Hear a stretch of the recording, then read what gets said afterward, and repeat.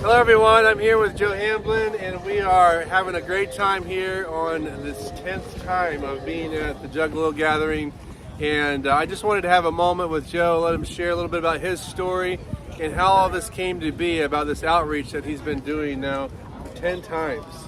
And so share a little bit about your story, Joe. So I guess going way back, I was a part of the Juggalo culture as a teenager growing up. So this is kind of like family, and but I got saved radically in 2007 in jail, and I came out of a life of addiction. And so as I began following Jesus, staying away from drugs and alcohol and some of the old influences, I would still go around some of my old Juggalo friends, but I just didn't feel a connection, didn't feel the same.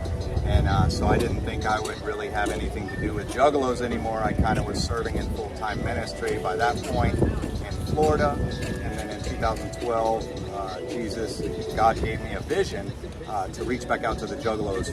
He gave me the wording from Juggalo to Jesus Freak, and I thought that was for me to write a testimony about my life story, or write a book about my testimony. And what I began to find out real quick is that there wasn't anybody from the church reaching out to the Juggalos. And so I started going to the gathering of the Juggalos, which is what this is, their annual festival with 6,000 to 10,000 people showing up every year for a 4-day music festival. And we began just getting out free food and free drinks, started real small, and now we've been blessed to grow to lots of tents, lots of separate prayer tents, lots of people getting individual ministry one-on-one, and people like Tom and Rhoda here coming alongside us, and a lot of other people from different local bodies coming alongside us to reach out to the Juggalos. Yeah, and tell us a little bit about people that don't know about what does it mean, Juggalo? What does that term mean, and what culture like? Okay, so kind of like in rock and roll, you have roadies that follow music bands. They kind of follow the tour bus around as they go on tour. Juggalos are followers of a music group called Insane Clown Posse, but also their record label is called Psychopathic Records. So there's multiple artists that Juggalos usually follow and would say that they follow, but mainly followers of Insane Clown Posse. And so it's a big music group. It's a very outcasted culture. So they kind of take pride in being America's most hated band, so to speak. And as far as the tents go, we have one big tent here. That is where we're giving out lots of food and water, like you said, and even sunscreen and practical things because it's hot out here. Normally it's a little rainy today, which is nice. But then there's these other tents that, can you tell us about what the smaller tents are for? Okay, so we have the main tent you can see in the background. That's kind of what we're giving out. We give out over 1,000 sack lunches a year, thousands of bottles of water, ice cold water and Fago. But then we have like these small tents you can see kind of on the sides over here and over on this side, where we do actual individual one-on-one ministry, where we've made these shirts where we took their logo, and used to be, they call it the Hatchet Man. It used to be a little guy running with a hatchet, and we've taken the hatchet out, put a cross in his hand, so now we call it the Cross Man. So the Juggalos come up, oh, we want one of those shirts, it's a Hatchet Man carrying the cross.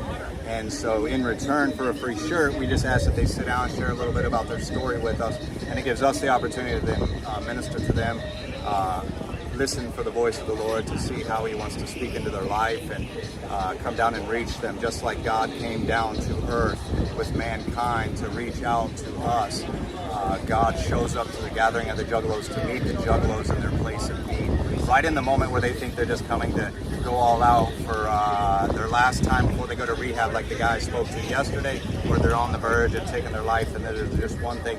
God shows up at the gathering of the Juggalos through us. Jesus ministers His love to them. So we're able to literally be the hands and feet of Jesus right in the darkness, right in to those that may never step into a church or have been injured by the church. Yeah, and I so appreciate I so appreciate your vision, you and your wife Karen, to do this all these years. It's amazing. It's not easy for sure, and you guys do it every year, and what a blessing it is. And I know last year was Rhoda and I's first time to come, and our whole team here, the whole team that was here last year, was able to sit down in those tents with over 300 people and share the gospel. And that's what it's all about, right? It's not just acts of kindness, which is great, but it's actually more important, obviously, to share the truth about Jesus Christ.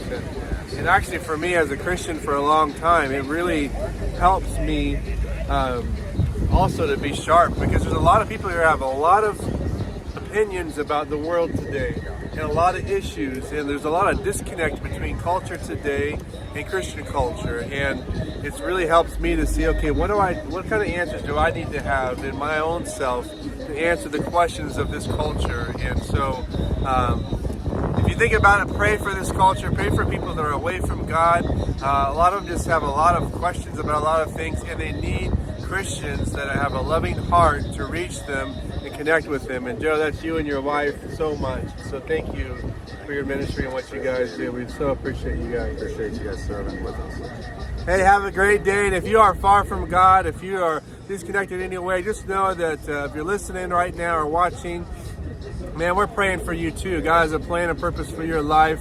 And just like we tell these people here, man, He wants to come in, and what it starts with is repentance. Our heart needs to be repentant towards God, make that relationship right with Him, so that He can establish that faith in our life that we need each and every day. So thanks again for watching. Have a blessed day. God bless you. God bless you. Bye-bye.